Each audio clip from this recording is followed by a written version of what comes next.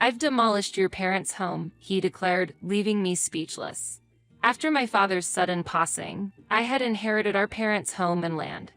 My husband had long been eager to tear down my parents' home to build a new one, and it seemed he had finally resorted to drastic measures. Devastated by the destruction of my cherished family home, I tearfully confronted him with my anger. Yet, he only mocked me. Well, doing it myself was indeed tough. I'm just glad it's finally cleared. My name is Maria, I'm 27 years old. I live with my husband, Terry, who's 3 years older than me. We don't have any children yet. Before we married, I lived with my father in our parents' home, fully committed to my job. Ever since my mother passed away when I was in high school, my father and I had supported each other. With this background, I planned to work immediately after high school, and I did, joining a local company. I still worked there even after getting married, enjoying a comfortable work environment and fulfilling tasks. Terry, my husband, is a bit unreliable because of his shyness, but has always been kind since we were dating. He often helps with household chores, and I have no complaints about our marriage. However, the only concern I have is my strained relationship with Terry's parents. Initially, I hoped to get closer to them as we were becoming a family, but they didn't seem to take a liking to me, always treating me coldly. This only drove a wedge further between us. Gradually, I grew tired of trying to engage with them, and now I just try to avoid causing any trouble. We live separately and don't meet often, which is a relief. Living together would have been incredibly stressful, and having my father in the same town was a source of comfort. Though the situation with my in-laws was concerning, there weren't any major troubles otherwise. So, I thought we were leading a peaceful married life. But recently, something happened. My father suffered a myocardial infarction and passed away. His sudden death was a huge shock to me. After the funeral, I often visited our empty parents' home alone, crying. But considering my job and life with Terry, I couldn't mourn forever. It was only recently that I began to come to terms with his loss. With my mother already gone and no siblings, the inheritance of my parents' home and land naturally came to me. Once the inheritance procedures were completed, Terry and I began discussing what to do with it. "Maria, when you inherit this house and land, you can do whatever you like with it," my father had said during his lifetime. Essentially, the decision about what to do with the now uninhabited my parents' home was left to me. The family home was a precious place where I lived with my family, filled with countless memories. Therefore, I had no plans to sell the land or demolish the house at this point. I am willing to bear the cost of property taxes, which I feel are essential costs, and occasionally clean the house while reminiscing about family memories. So, I intended to maintain the house and land as they were for the time being. However, Terry had a different opinion.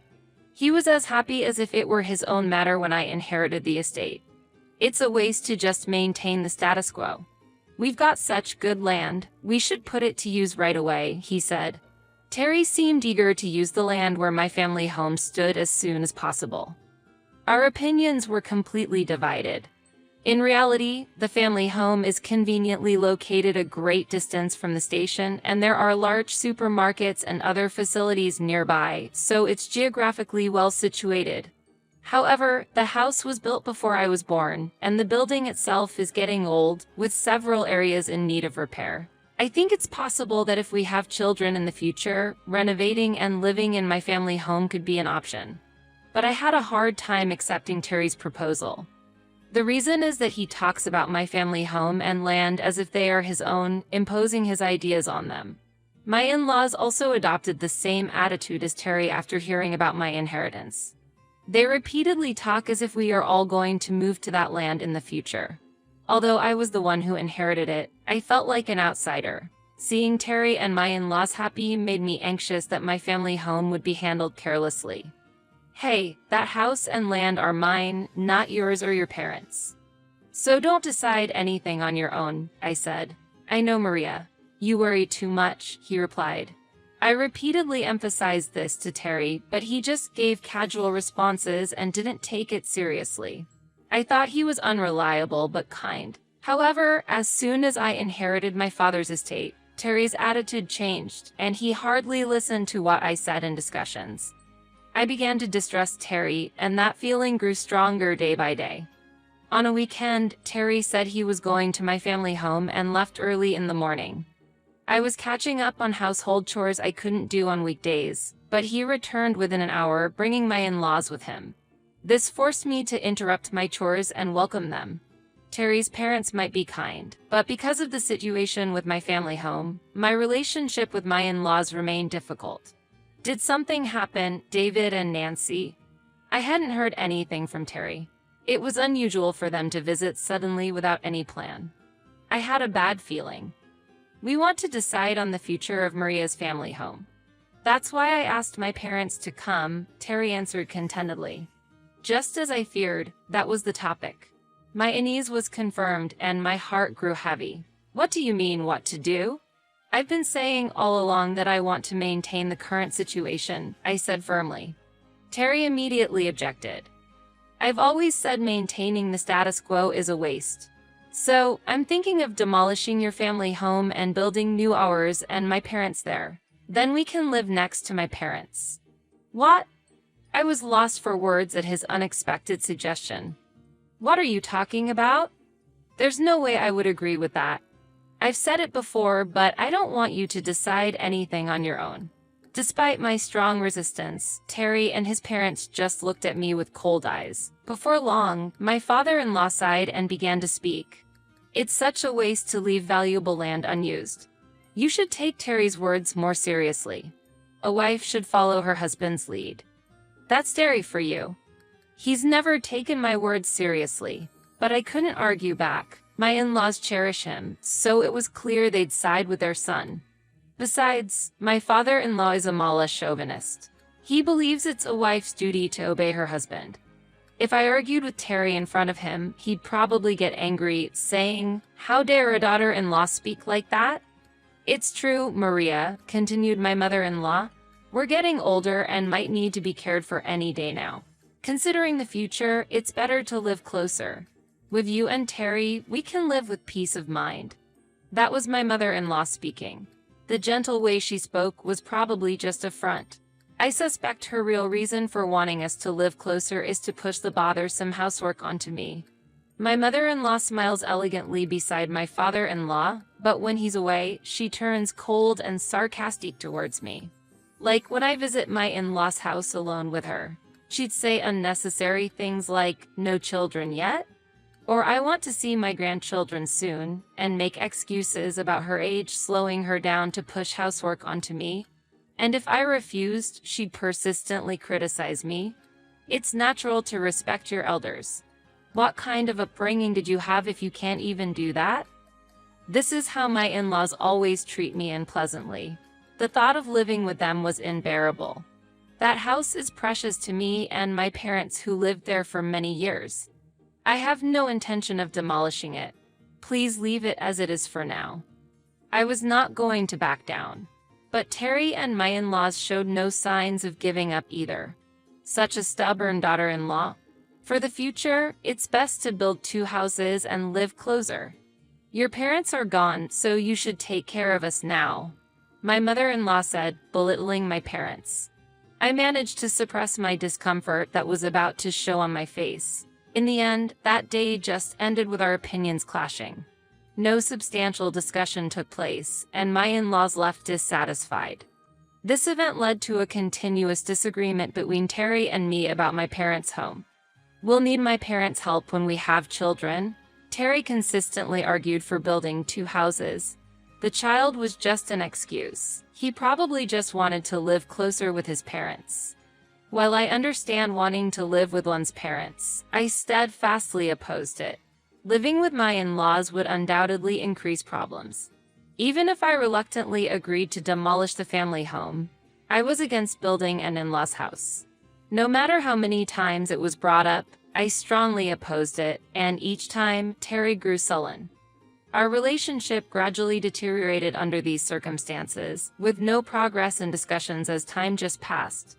Even so, I tried to visit my parents' home as much as possible, to clean and pay respects to that. But as work became busier and daily life more hectic, I couldn't make time and realized I hadn't visited for about a month.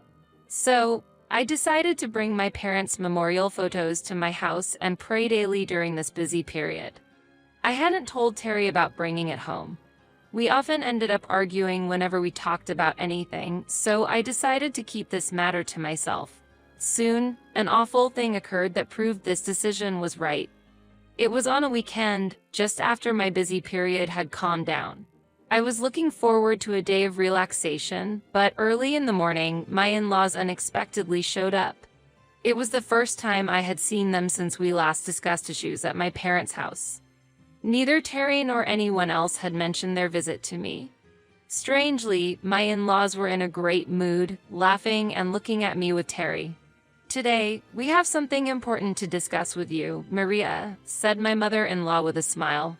I had a bad feeling about this. "What is it?" I asked, and Terry stepped forward and said, "I demolished your family home." I was speechless. I wanted to believe it was a joke, but seeing Terry and my in-laws smiling triumphantly, I realized it was true. "Why would you do such a thing?" I demanded, but Terry just looked at me mockingly, calm and composed. Unbelievably, Terry had demolished my family home without my permission. During the month I was too busy with work to visit my parents' house, he had seized the opportunity. "Yeah, doing it myself was tough, but it's good to have it all cleared now," Terry said, feigning exhaustion. I learned that he hadn't hired a demolition company but had used heavy machinery to do it himself to save money. His father, who runs a small factory, had lent him the machinery. Without any doubts, his father had provided the equipment, helped with the demolition of the house. "How could you do something so terrible without my consent?" "I was always against it," I said in tears. There were still precious memories in the house, like my parents' keepsakes and family albums from my childhood. The only thing left was my parents' memorial photos at our house. Everything else was buried in the rubble and removed. It felt like a nightmare. "I can't believe you did this." "I will never forgive you," I said, my patience reaching its limit, and I confronted Terry and his parents. But the three of them believed themselves to be in the right. "You couldn't make a decision, so I took the initiative." "We can't wait forever," Terry arrogantly claimed, and then he added with a laugh, "So that land belongs to me now." Hearing him claim ownership, my anger turned to sheer disbelief. I could feel my love for Terry rapidly fading. Terry and his parents seemed completely unaware of the gravity of their actions, so I sighed deeply. "What are you talking about? When did I ever give you that land? We haven't gone through any formalities." "It's still mine," I said, but Terry didn't seem to understand, and his parents looked confused. "I certainly have not done any name changes or registration procedures for the land and house I own. Of course, I have no memory of handing these over to Terry. Destroying a house that you do not own is clearly illegal. You might not have known, but what you did was a crime." Hearing my words, Terry's expression changed completely. If he had requested a demolition company, he might have had the chance to understand the seriousness of the situation. "I have no intention of overlooking this just because we are a married couple," I continued firmly. "Even as a couple, using heavy machinery on someone else's land without permission, and taking out and using heavy machinery from your father-in-law's company without permission, all these actions are illegal. I am fully intending to take legal action." I had once researched real estate law because of a dispute over land inherited from my father. I never thought it would come in handy so soon. I didn't expect Terry to go to such lengths. As soon as the matter of the heavy machinery was brought up, my father-in-law, who had been composed until now, became furious. "Wait, you are a couple. Your wife's house and land should also be the husband's. So, demolishing the house isn't a crime. I've told you many times, but legally, I am the sole owner of that house and land. Terry is not the owner. I have never agreed to the demolition, nor have I been informed about it. His actions are criminal, so I will report it to the police. I can't just stay silent after having my house destroyed without my permission."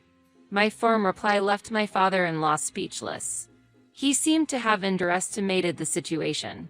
He probably never imagined that I, his wife, would sue Terry. It seems he lightly thought he could make excuses for lending his company's heavy machinery to his son once the land was cleared.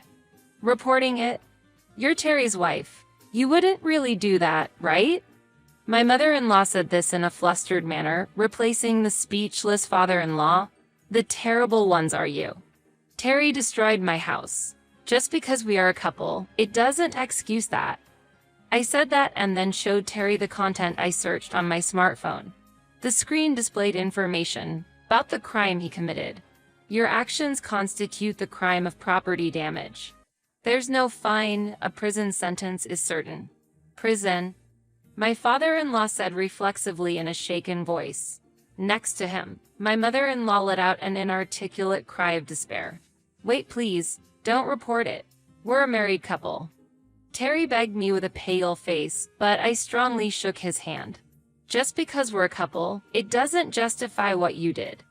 No matter what you say now, my family home is gone. You destroyed everything," I said sternly. Then I declared, "I'm going to call the police now," and reported it on the spot. It seemed Terry finally understood the mistake he had made. "I'm going to be arrested? That's a lie, unbelievable," he muttered in a trembling voice and eventually collapsed in front of me. Terry was arrested for this incident. I moved out of the house I had been living in and relocated to a flat near where my family home used to be. I wanted a divorce, but Terry refused. Because of that, the negotiations through lawyers dragged on, and I even considered divorce mediation in court. At that time, I gathered information about Terry with the help of a lawyer and a private investigator, which turned out to be useful. The investigation revealed that Terry had been secretly incurring debts while gambling for years. He was planning to use the inheritance I received from my father to pay off his debts. When I discovered this, I was shocked and disappointed. It seemed Terry had confided about his debts to his parents, and surprisingly, they had become guarantors. I could easily imagine them agreeing to help their son. With Terry's arrest, his debt repayment stalled, and now his parents are struggling to deal with it. One day, out of the blue, I got a call from my mother-in-law. "Maria, please help us," she pleaded desperately, asking for money. It seemed Terry's debts had severely strained their finances. "You have the inheritance from your father, right? Can you share some of that money with us?" she brazenly asked. "I can't. Please solve it yourselves," I responded coldly, cutting off the call. Anticipating further calls, I blocked their number, deciding to sever ties with Terry and his parents. Since they don't know my current address, I don't worry about them showing up at my flat. I no longer wanted any involvement with Terry or his parents. This call from my mother-in-law strengthened my resolve to end my relationship with Terry as soon as possible, leading me to file for a mediated divorce. Eventually, the mediation was successful, and we officially divorced. Later, I heard that my in-laws had to sell their house and my father-in-law's workshop to pay off the debts. They're now living a poor life in a small old flat. Terry, after being released from prison, struggled to find employment due to his criminal record and ended up being rearrested for committing minor crimes. I felt nothing but cold indifference towards him, without a trace of sympathy. After the divorce, I leased the vacant land and now I live on a stable income along with the inheritance from my father.